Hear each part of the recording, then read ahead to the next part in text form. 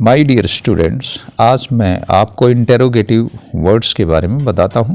मेरा टॉपिक है use of interrogative words. इसमें ये W वाले वाक्य आते हैं और H वाले वाक्य आते हैं। सबसे पहले मैं लेता हूँ शब्द हु को। ये इंटेरोगेटिव वर्ड है। सबसे पहले मैं लेता हूँ हु। हु का अर्थ होता है कौन। ये प्रश्नवाचक शब्द है और ये है इसका सब्जेक्टिव केस। ऑब्जेक्टिव केस इसके दो हैं, हु एंड हुम, WHOM। किसको, किसे, इन अर्थों में यूज होंगे ये। और इसका पॉजेसिव केस होता है हुज, WHOSE, हुज। किसका, किसकी, इन अर्थों में यूज होगा। हु कौन, ये प्रोनाउन के रूप में। हुम किसको, किसे, ये भी प्रोनाउन के रूप में आएगा। हुज किसका, किसकी, ये प्रोनाउन और एडजेक्टिव दोनों रूपों में प्रयोग होगा। जब ये एडजेक्टिव के रूप में प्रयोग होता है तो इसके साथ में कोई नाउन, कोई संज्ञा आती है। जैसे हुज बुक, किसकी किताब, हुज पेन, किसका पेन, हुज ब्रदर, किसका भाई, इस तरह।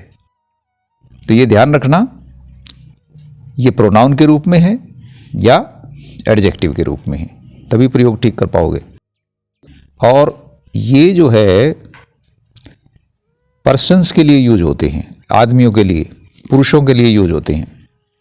Used, USED, used for persons, PERSONS। ये पुरुषवाचक हैं। और ये जो हुज है ये भी आदमियों के लिए यूज होगा और सिंगुलर एंड प्लूरल दोनों के लिए यूज होंगे। Singular SINGULAR, singular and plural PLURAL, दोनों के लिए यूज होंगे।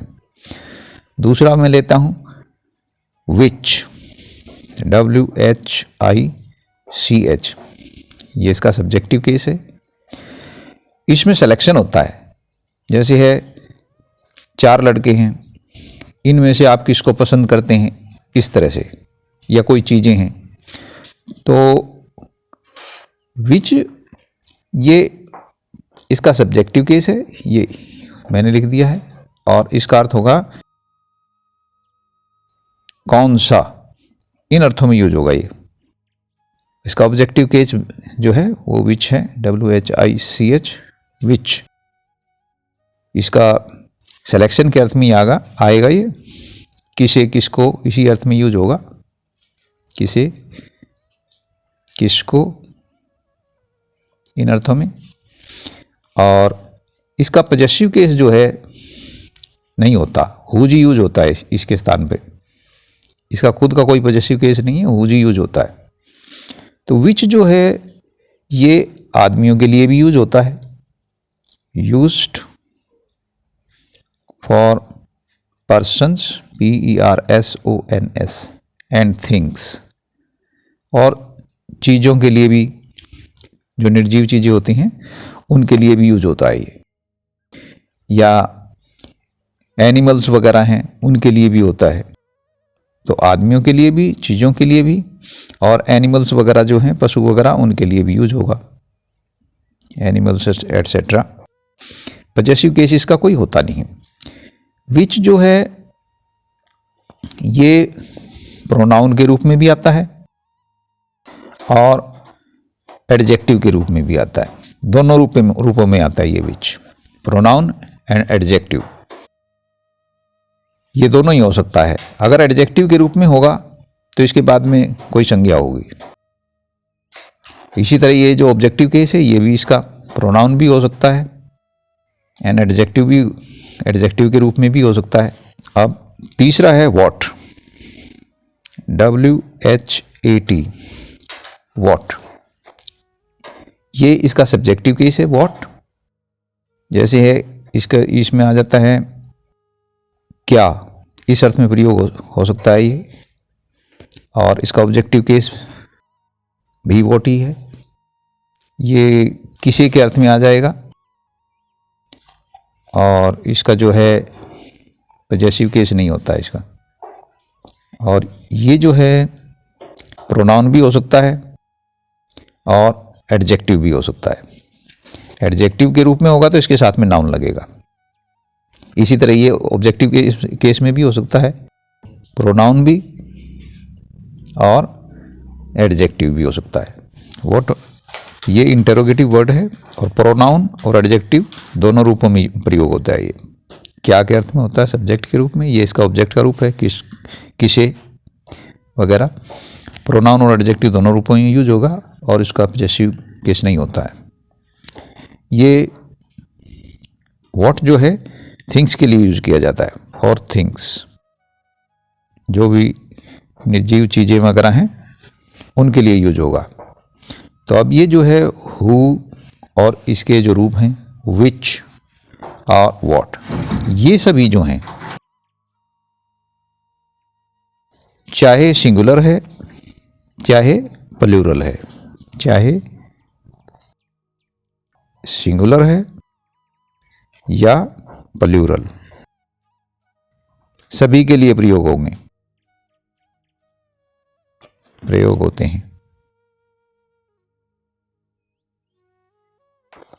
चाहे एक वचन है चाहे बहुवचन है, सभी के लिए प्रयोग होते हैं। अब मैं लेता हूं सब्जेक्ट के रूप में who, which, WHICH, which, what and whose.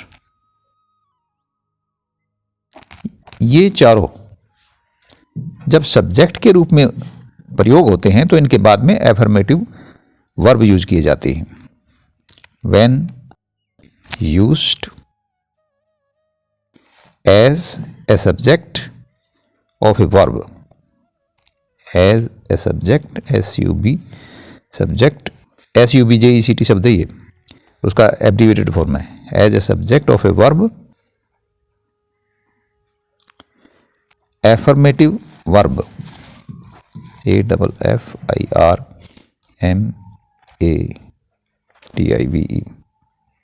affirmative verb is used after these, THESE। देखो जैसे है, तो मैं सबसे पहले मैं हु को लेता हूँ सब्जेक्ट के रूप में। जैसे है वहां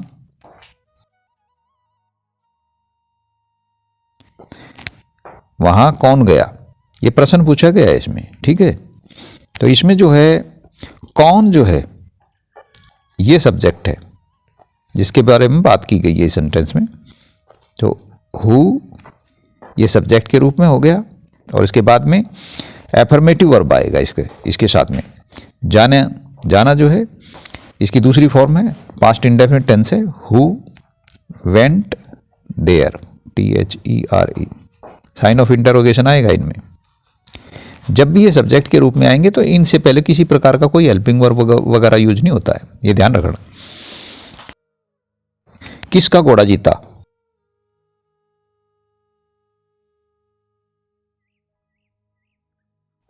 ये किसका घोड़ा ये पूछा गया है, इसमें प्रश्न है। तो इसमें जो है ये किसका घोड़ा जो है ये इसमें आता है, हुज, किसका, whose, WHOSE, whose, horse, HORSE, won, किसका घोड़ा जीता। तो ये जो हुज हॉर्स जो है ये एक सब्जेक्ट के रूप में है, इसीलिए इसके बाद में ये एफर्मेटिव वर्ब का यूज हुआ है। यहाँ भी एफर्मेटिव वर्ब है ये, ठीक है, और यहाँ भी एफर्मेटिव वर्ब है। इनसे पहले किसी प्रकार का कोई हेल्पिंग वर्ब यूज नहीं किया गया है, क्योंकि जिसके बारे में बात की गई है वो किसका घोड़ा, यानी ये घोड़े के बारे में बात की गई है, ठीक है। तो ये सब्जेक्ट है हुज हॉर्स वन।